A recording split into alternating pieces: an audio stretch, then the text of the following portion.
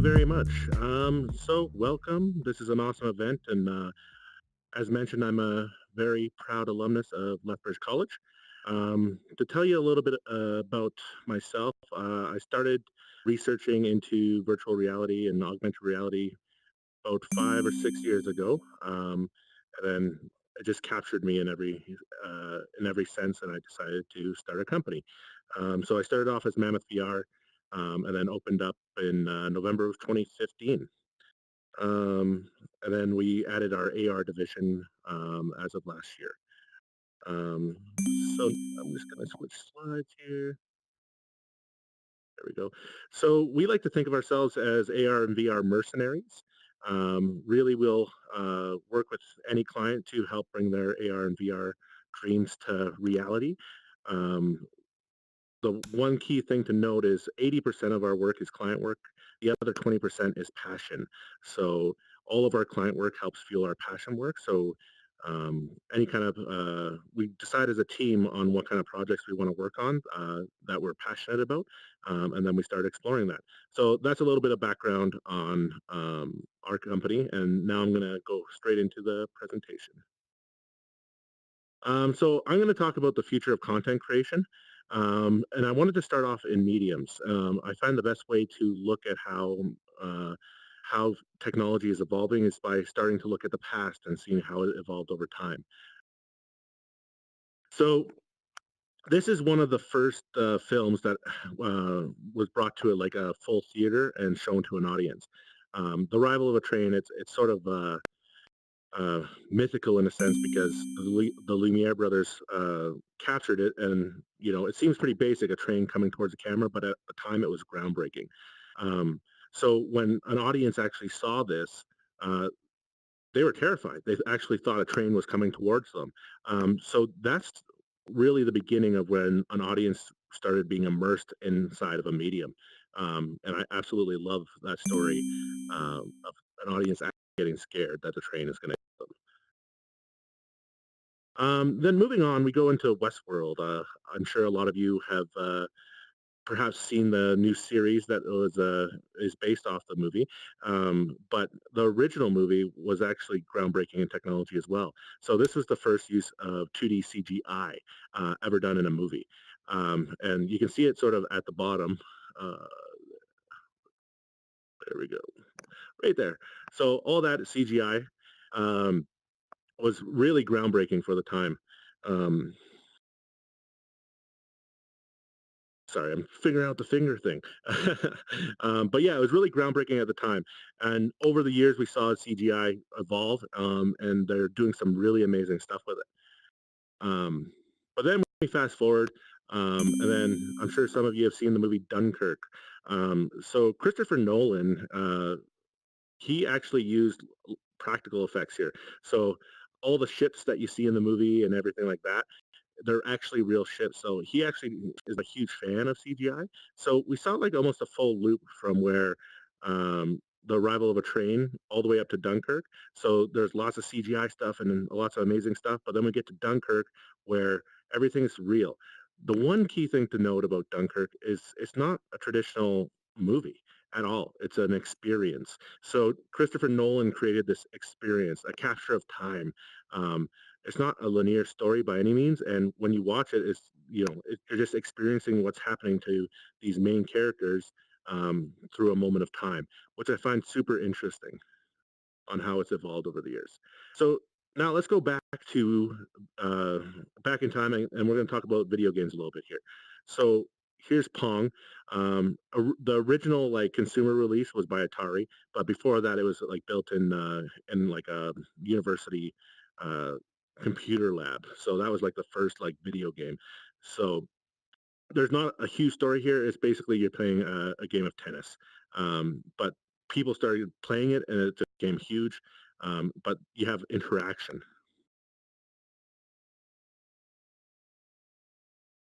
Next, we go into the first person shooter, which is Wolfenstein 3D.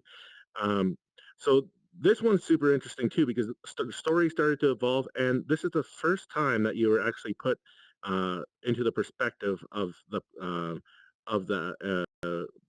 of the player. So you're actually experiencing from the player's point of view, which which I found like when I was playing it when I was young, it was incredible. It was groundbreaking. It was amazing. So this also had a storyline. Uh, BJ going after Adolf Hitler, which is kind of cool, but it started immersing users quite a bit. So, me and my friends were playing this nonstop. But then we go forward and then we go look at World of Warcraft. So this immersed users an insane amount. So like at its peak, it had millions and millions of subscribers. Um, and if you haven't played World of Warcraft, basically it immerses you in the world. You can get as deep into the story as you want. There's lots of books inside the world that you can read, find all the lore. But the one key thing to really note about World of Warcraft is all the menial tasks. So a lot of the time that you're playing this game, you're grinding. You're doing things that like aren't necessarily fun, but you're doing it because you want to get better armor or you want to get more money or things like that. So it started really immersing users in, and a lot of people spent lots of hours in. So, in this game, experiencing it, and it's all about the experience. So now when we look to the future, I think both film and video games, they're never going to go away in my opinion, but what we're going to see in VR and AR is, I think, an amalgamation of the two. We're going to have a hard time explaining um, what a VR film or a VR video game is, because I feel like they're going to combine, and I feel like the medium is going to be completely different in the sense that, okay, well, I'm going to go watch this movie. When you say that in the future, that's not going to mean much unless you're actually watching an old movie. I think people are going to start experiencing worlds. They're going to start experiencing things, and that's where content creators can start having fun by creating like full-on experiences, just like Christopher Nolan did. So now, how are we going to capture and create this stuff? So here's some 360 video cameras that are available on the market today. They're awesome. When I first started, I had a 3D printed GoPro rig that I made. Um, and it was awesome. It was good. But it took a lot of work to actually stitch that video together. And a lot of it was like manual stuff. So over the past couple of years, the technology is growing and it's amazing. A lot of the stitching is done automatically. You clean it up after the fact, but the technology is advancing at such an accelerated rate. It's crazy.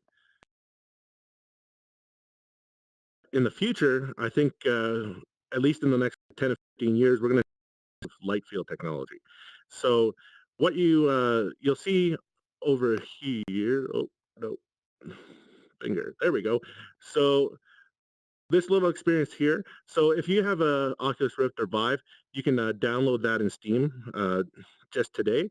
Like, and it's quite amazing experience.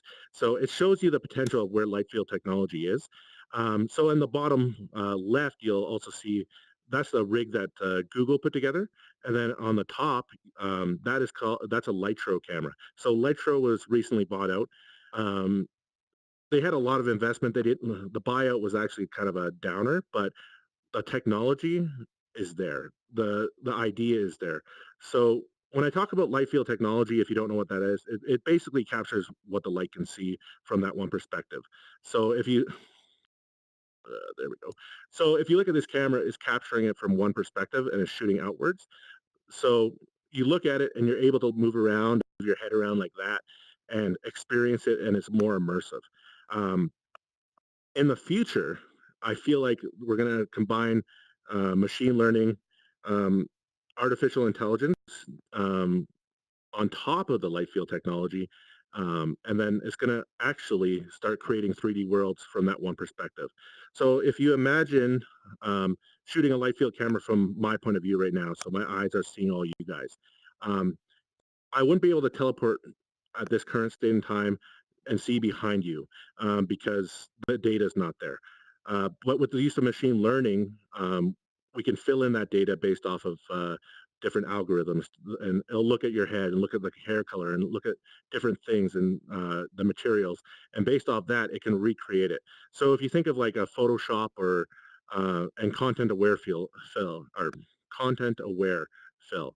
If you've used that before, it's similar to that. So it's taking all the information that's around the area and trying to deduct what that is. So I really believe that future is gonna, that's what it's gonna be. It's gonna be a mixture of light field, potentially HDR, and then machine learning and artificial intelligence to start creating these worlds.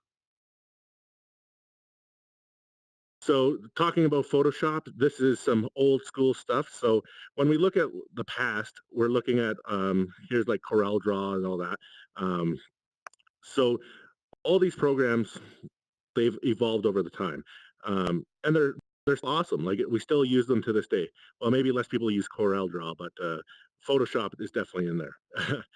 um, so these are the tools that we use.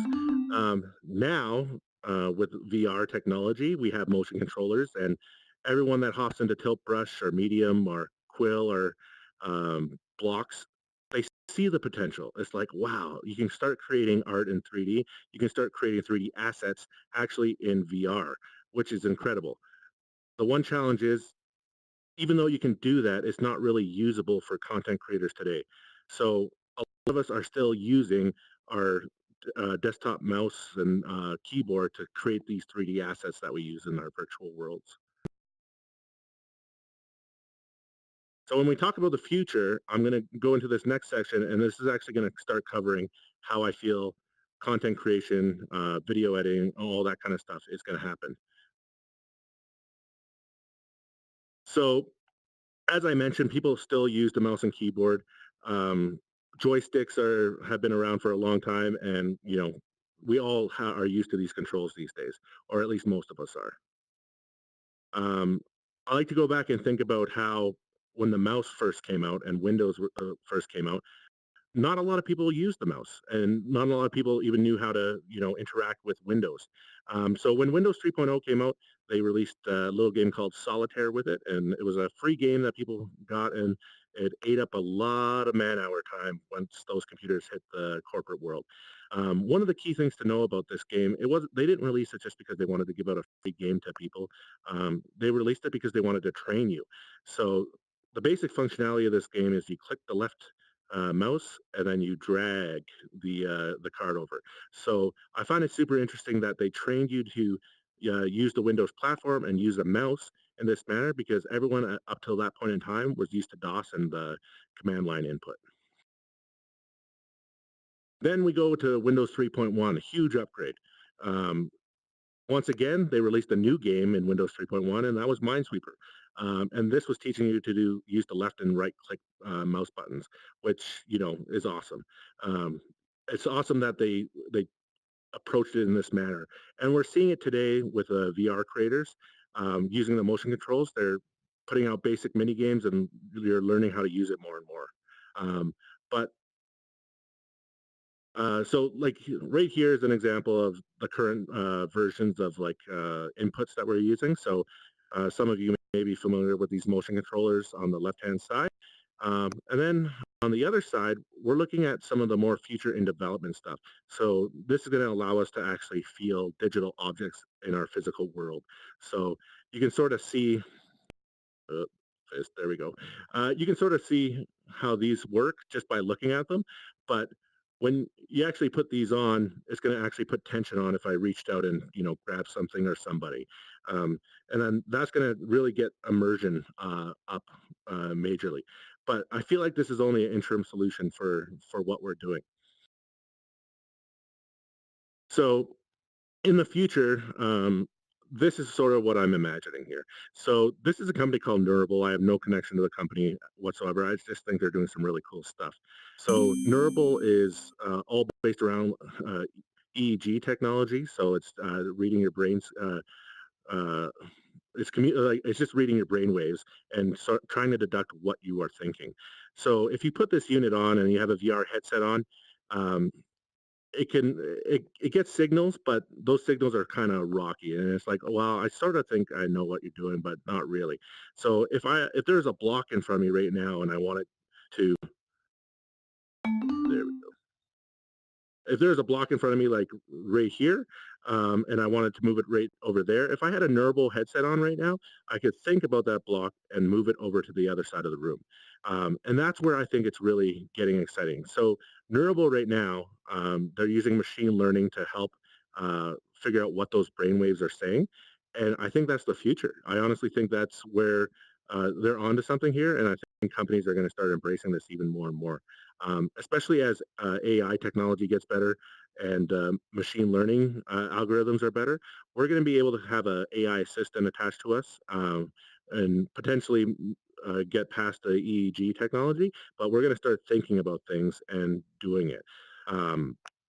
So if you think about that, like I could think about, so you see the Neural logo up there.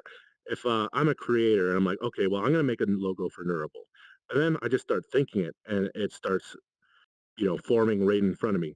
That gets me excited. And I feel like that's actually attainable within the next 20 years. Absolutely. So that's where I feel the future of content creation is. So even if you're using traditional video, think about it. You're like, okay, well, I want that one clip. So then it finds that one clip for you. And then it like puts the in and out points for you.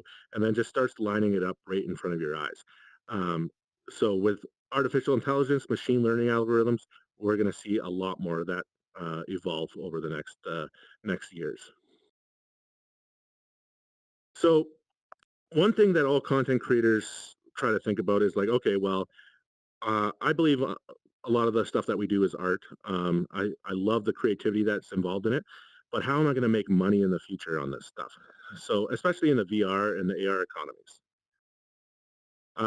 This is a very interesting stat that, or quote that the Institute for the Future put together.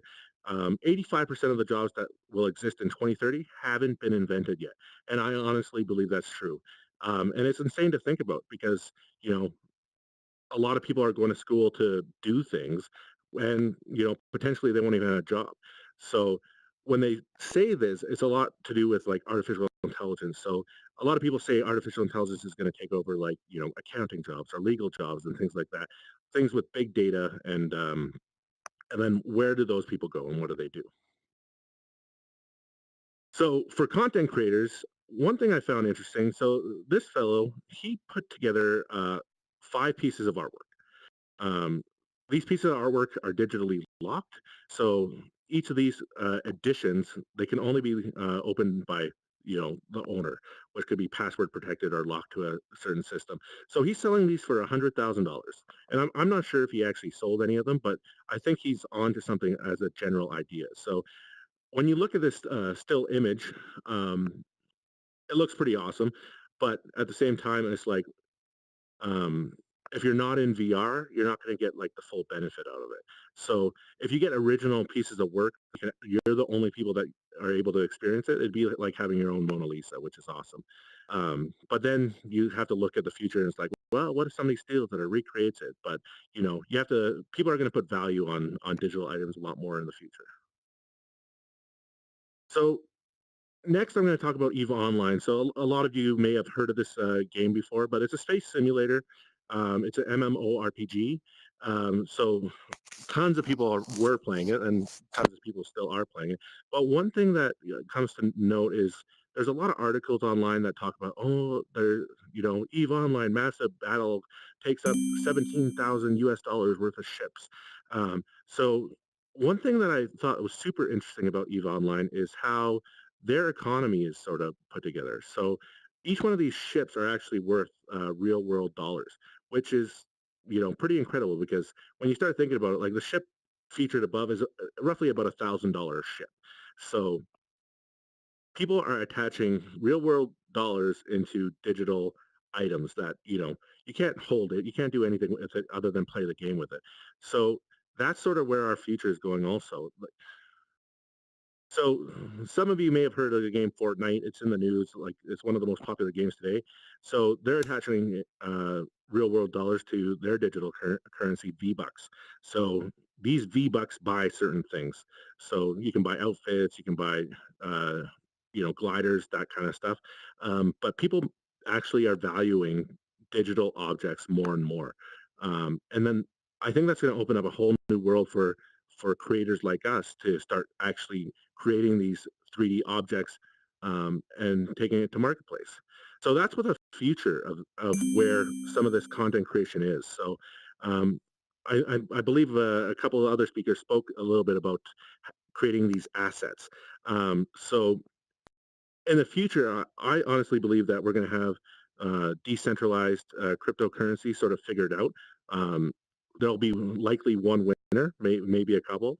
Um, and then we're going to start using our skills that we've acquired over the years in our, virtual lives to start crafting things, creating things. And then people are going to put a lot more value on digital items.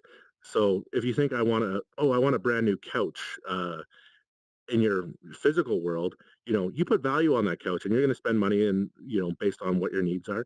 But, potentially the exact same thing is going to start happening in digital worlds where things matter. I want to look cooler. I want my avatar to have an awesome haircut. So that's already happening in video games, but I honestly believe that it's actually going to be going throughout our virtual lives and virtual jobs.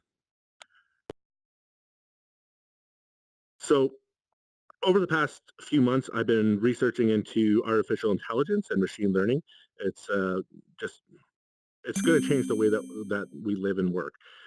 One of the questions that I really started thinking about is, can artificial intelligence be creative? Because we always talk about how artificial intelligence is going to take over these jobs like lawyers or data-driven jobs or jobs that have black and white answers. Um, but everyone always says, well, artificial intelligence will never be able to be creative.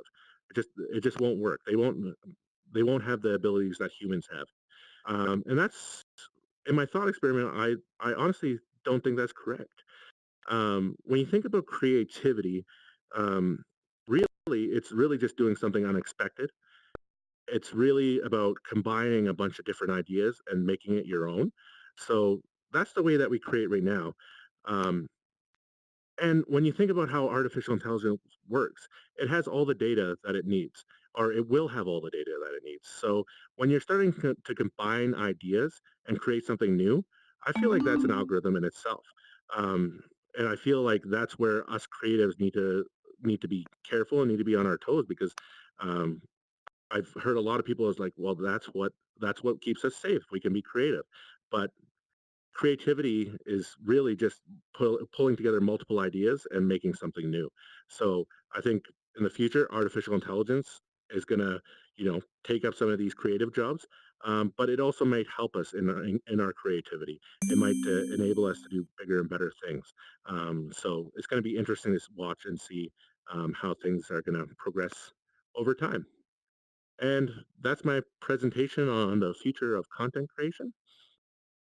Thanks a lot for joining. Well, thank you, Matt. That was an excellent presentation. We're going to open up for Q&A now. So if you are watching live on Twitch, you can direct your questions to the Twitch chat and we will ask Matt. And if you're in Rumii, press the call for attention button in the top right corner or on your tool belt if you are wearing a Vive or an Oculus, and we will unmute you so you can ask your question.